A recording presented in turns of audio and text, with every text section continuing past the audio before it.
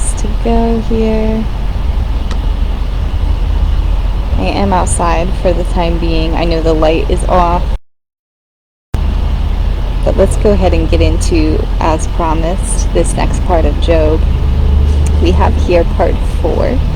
And I want to just start out with this quote, but we know what we're talking about. Our introduction video was dealing with how to deal with death and how to purify yourself so you can carry on with life and continue your mission. And it goes really well, of course, with this section of Job because he's debating this within himself. And he deems that the only remedy and the only way that he can be able to survive is if he knows God and if he understands God, and most importantly, if he can see God. And I'll go ahead and intro with this quote here. God's first creature, which was light. This is from New Atlantis, 1627. I don't know if this is also Bacon. I'm not sure, but perhaps a quick Google search will be able to solve this. But we know this to be true. It does not really take a lot of investigation to know on the first day God said, "Let there be light," and there was light. And so we're thinking, right, God as himself. A lot of people associate God with light or the concept of light, but God is not light. That was actually his first creation. And we're thinking, what is light, right? It's not an entity, it's not a being, it's not a person. So just dictionary definition here of light. It is a natural agent that stimulates sight and makes things visible. Okay? And as a verb, of course, to provide light or lighting or to illuminate. But we think about what the concept of light is. It's a natural agent that actually gives us the ability to see and makes things visible. So this is what Job truthfully is requesting. He wants to be able to and have him be right in front of him and make himself visible so it can just soothe and seal off his sins, soothe his soul, and so he can be recovered and be renewed. So he's asking really for the light, but not God's light, right? Because, well, I guess it is God's created light, but not God as light. And I will add just a little bit of an anecdote. It's that time. That anecdote is I was doing some video editing, and then I wanted a great graphic or feature that was like a bright, fat, flashing light. And there were some great ones that I chose, but the idea was to have the black background behind it be non-existent, so I could actually just have the light without any kind of backdrop. A little difficult to explain, but that was my goal. So as I'm removing the background of these flashing light graphics, when I remove the background and I play my graphic to see this beautiful bright flashing light that I was looking for, it was non-existent. I could not make out any flashing light. When I had taken out the black background behind it, it was non-existent. So, take what you will with that. I know these little anecdotes seem a little bit meaningless, but again, it does go well with this quote here. I had to just drop it in here. Had to. Let's go ahead and start out with chapter 21. We have Job replying to his friends. He's asking, why do the wicked live on, growing old and increasing in power? Yet how often is the lamp of the wicked snuffed out? How often does calamity come upon them? The fate God allots in his anger. I know full well what you are thinking, the schemes by which you would wrong me. Then Eliphaz the Temanite replied, you gave no water to the weary, and you withheld food to the hungry. Though you were a powerful man owning land, will you keep the old path that the wicked have trod? So again, he's actually now, we said they were in a roundabout way discussing Job and his actions, but now they're actually telling him, you are not blameless, you are not sinless. Think about how many times you could have been a better person, but you were not. So they're actually pointing out his faults and pointing out his sins, when this was not revealed to us in God's perspective or in the narrator's perspective, it did say that Job was an upright and blameless person. It did not point out that he was greedy. It did not point out that he was selfish, right? But now Eliphaz is saying, you are not sinless, so there must be some kind of cause for your downfall, for your destruction. There must be a reason. He's not wrong in the sense that there is a reason for everything, but we know the reason. We know that it wasn't because of Job's wrongdoing that he was punished. It was due to the formulation of events that actually happened metaphysically, spiritually, between God and Satan. And I know we did talk about the metaphysical demons that are plaguing our souls, right? Job and is experiencing a metaphysical demon, which really is himself.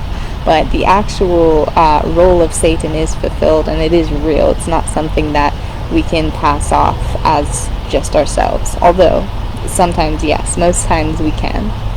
I know we're getting a little bit confusing, but let's go ahead and continue with Temanite's reply, or excuse me, Eliphaz's reply. He said, the wicked, they said to God, leave us alone. What can the Almighty do to us? So, again, he's jumping around. I'm skipping a few lines. But he's telling Job directly, you will pray to him, and he will hear you, and you will fulfill your vows. So he's saying he's not blameless, and he's not a wicked person. So if he prays to God and he continues to keep up this prayer and this petition to the Lord, his prayer will be answered. Then Job replies, if only I knew where to find him, if only I could go to his dwelling. There the upright can establish their innocence before him, and there I would be delivered before my judge. God has made my heart faint. The Almighty has terrified me. Yet I am not silenced by the darkness, by the thick darkness that covers my face. Like wild donkeys in the desert, the poor go about their labor and foraging of food. The wasteland provides food for their children. Lacking clothes, they spend the night naked. They have nothing to cover themselves in the cold. For all of them, midnight is their morning. They make friends with the terrors of darkness. He, God, spreads out the northern skies over empty space. He suspends the earth over nothing. So he's adding here, he's commenting on Eliphaz's comment about him not helping people in poverty. And again, Job is enamored by God's great magnificence and glory, but also shocked at the way that even the orphans, even the poor individuals go about laboring and scrounging, is that a word? I guess this is rummage, what did they say? Foraging for food. So he's enamored by God's great awesomeness, and he's saying even these seemingly blameless individuals have to suffer on a daily basis, not just in one swift kick like I have. So again, he's just asking these big questions, but also coming to these realizations that it's not just him that's suffering, and it also does not have to be with like a direct punishment or direct cause. So he's, again, big questions with big concepts that we're speaking of. He continues, may my enemy be like the wicked, my adversary like the unjust. What he lays up, the righteous will wear, and the innocent will divide his silver. There is a mine for silver, and a place where gold is refined. No bird of prey knows that hidden path, no falcon's eye has seen it. But where can wisdom be found? Where does understanding dwell? Neither gold nor crystal can compare with it, nor can it be had for jewels of gold. God understands the way to it, and he alone knows where it dwells. Then he looked at wisdom and appraised it, and he confirmed it and tested it, and said to the human race, the fear of the Lord, that is wisdom, and to shun evil is understanding. Great. So it's actually a little bit later here in the Holy Quran where there's a message. I did receive a message. I read a message, and it's a little bit later where it mentions, do not go seeking for wisdom, because you will have much wisdom in the hereafter. much wisdom in the hereafter, it is not our primary goal to go seeking for wisdom. And what exactly is wisdom? As God says, it is the fear of the Lord. That is wisdom. To have enough knowledge and enough wisdom to actually be fearful of the Lord, it's a question, right? And he says to shun evil is understanding. So I think more often than not, we are to be shunning evil to have understanding more than we are to seek wisdom. Although the fear of the Lord is a very important concept, I know a lot of Christian ministries do not like to preach fear. They do not like to, they say something like, fear is not a good thing, and like if we feel fear, then it's coming from the wrong source. But no, fear of the Lord, it's not fear of any and everything. A fear of the Lord is very, very different than just overall fear. So just keep that in mind when we mention fear of the Lord.